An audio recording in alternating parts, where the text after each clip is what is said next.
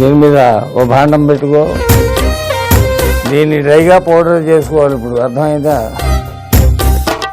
కందిపప్పు దాంట్లో వేయి. కందిపప్పు ఇది కాస్త బాగా వేగాలి, బాగా వేగాలి. ఎందుకంటే కందిపప్పు వేగితే ఆ స్మెల్ అది ఇది కదా, అది వేరు. కందిపప్పుతో పచ్చడి చేసుకోవాలనుకున్నా, లేకపోతే ఇలాంటి చారులో వేసుకోవాలనుకున్నా కందిపప్పు బాగా వేగితేనే ఆ రుచి. కలుపు, బాగా కలుపు. మిరియాలు వేయి.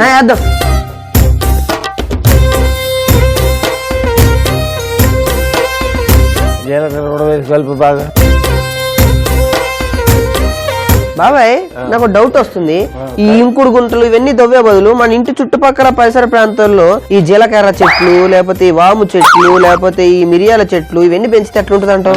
నువ్వు ఈ ఆలోచన బాగానే ఉంది. నువ్వు అనుకున్న చెట్లు అన్ని ఇక్కడ పెరగవు. అయిపోయింది. ఆపేయి, దాన్ని ఆపేయి. దాన్ని చక్కగా ఏం చేయాలి? పొడి చేసుకోవాలి.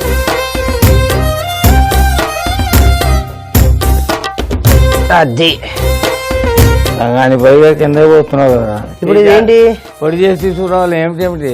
నీళ్ళ గురించి కాదు బాబాయ్, నా గురించి తవ్వుకోవాలి ఇంకుడు గొంతులు. ఎండాకాలం అటు ఇటు తిరుగుడు. ఓ సోడా ఉంటాయి బాబు.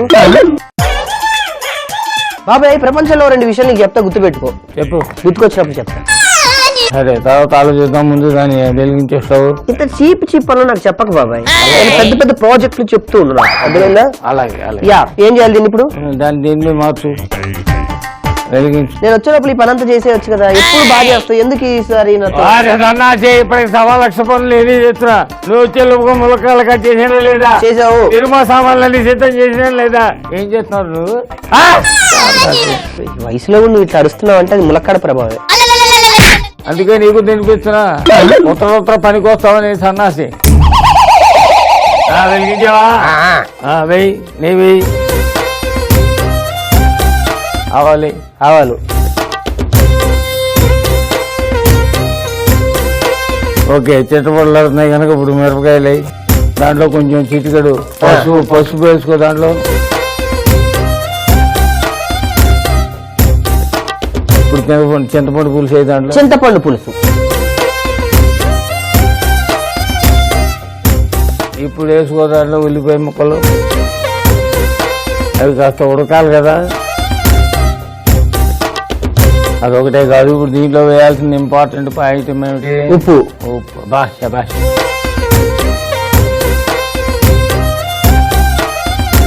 పోయి నీళ్లు. ఇది మరీ ఘాటుగా ఉండకుండా ఉండాలంటే ఏం చేయాలంటే ఓ చెంచాడు పంచదార కూడా దాంట్లో వేద్దాం. దానికి మొహమాట పడతావేంటి బాబాయ్? చెప్పు. ఇలాంటివి ఎక్కువద్దు. అది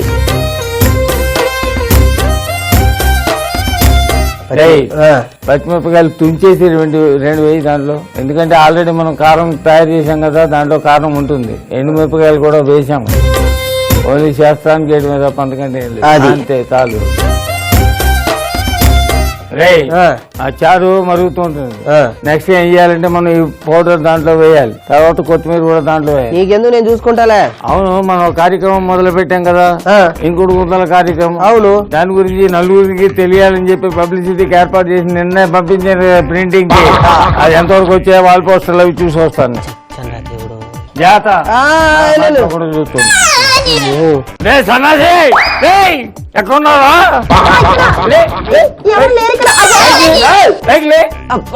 ఏం చెప్పాను? ఏం రాయించుకొచ్చావు నువ్వు? ఏం చెప్పావు? నేను చెప్పింది ఏంటి? నువ్వు రాయించుకొచ్చుంటా చదువుకో. తెలుగులో చదువుకోరా. ఇంకోకో ఇది నువ్వు రాసేది బానే ఉంది. నేను చెప్పింది ఏంటి? నువ్వేం చెప్పావు? నేటి నీటి మూట, రేపటి తరాల నవ్వుల మూట. ఏం రాశాడు దానికి? నేను చదువుతా చూడు. ఇంకుడు గుంటల ఆరోగ్యానికి హానిహారం. మీ చుట్టుపక్కల ఉన్న వారిని ఇబ్బంది పెట్టకండి. ఎలా ఉంది చెప్పు, కొడతా. నాకు చెప్పాను. ఈ రోజు మీ శ్రమదానం, రేపటికి సమాధానం. ఇంకుడు గుంటలు ఇంటికి శాపం, మీకెందుకు ఆ పాపం?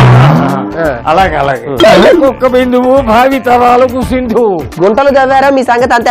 గుంటలో పడ్డారంటే హాస్పిటల్ గతే. ఇంకుడు గుంట భావి తరాలకు బాసట. గుంటతో గుంట సన్నాసి గుంట. నిన్ను అసలు అనుకున్నావు. పెరిగిపోతున్నది మిరియాల రసం కాదా? అర్థమైందా? ఈ వయసులో కూడా బామ్ము ఎంత ఎమోషన్ సరే ఏదో పనులన్నీ చేసుకోవతో పైకి నవ్వేసి ఊరుకుంటారు. చేతకాని సన్నాసి అని. రే దీనిలో కలిసి నా పరుగు పోతుందిరా, చెప్పు తీసి కొడుతూ ఉంటున్నారు. అవునా ఎలాగ బాబాయ్ నువ్వు ఎలాగ నిన్ను నన్ను కాదు, నన్నా? నేను పెట్టుకున్నందుకు నన్ను కూడా కొడతాను. ఆ పాపారావు కూడా కొడతా అన్నాడా? ఆ డబ్బాడు కొనుక్కోవడానికి చెప్పులకు డబ్బులే లేవు, ఆడు చెప్పుతో కొడతాడా నన్ను? ఆనిదంతా కనపడితే నిన్ను పెట్టుకుని ఏం ఏనాడు బాగుపడలేదు. ఇప్పుడు ఈ పొడి ఇందులో వేసేనా? సగం అయ్యి చాలు. చాలే కొత్తిమీర కూడా వేసేయి. గరం గరం మిరియాల చారు చాలే ఆపేయి. యామి అది కూడా ఆపేయి.